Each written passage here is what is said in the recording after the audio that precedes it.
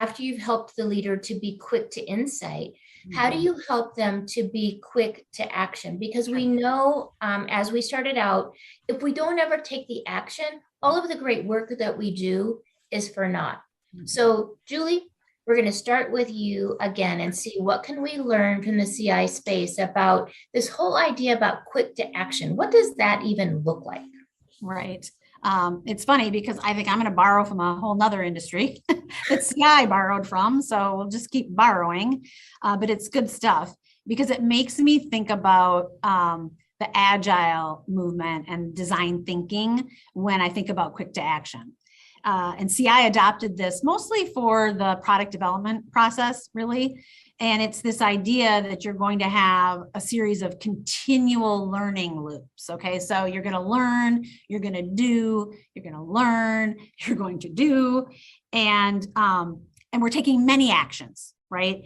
And because of the disruption that I was talking about, it's about in the moment insights that are relevant insights. And we can think of them as real-time, anytime insights. So when we look at the modern leadership, again, I think we've got a lot that we can learn from you. We now can provide that 12-minute assessment. We can have the leader work on, they can't work on the world. They've got to work on one or two things. Just as you said, we can stop, pause, think about that, reassess, keep moving forward. So I'm really amazed at how we can do that. That really aligns with what you've done in CI. Yeah, and I sparked something that you're saying there that I've been calling it this the CI learning loop. But when I think about your world, Kathy, I think about the feedback loop, right? And if it's the same thing where we learn and then we stop and we pause and we assess, right? And we ask ourselves, do we have some knowledge gaps? What should we do next? It's all about that right next that right next action that we need to take. Something that we took again from design thinking was this idea that sometimes you have to go slow to go fast.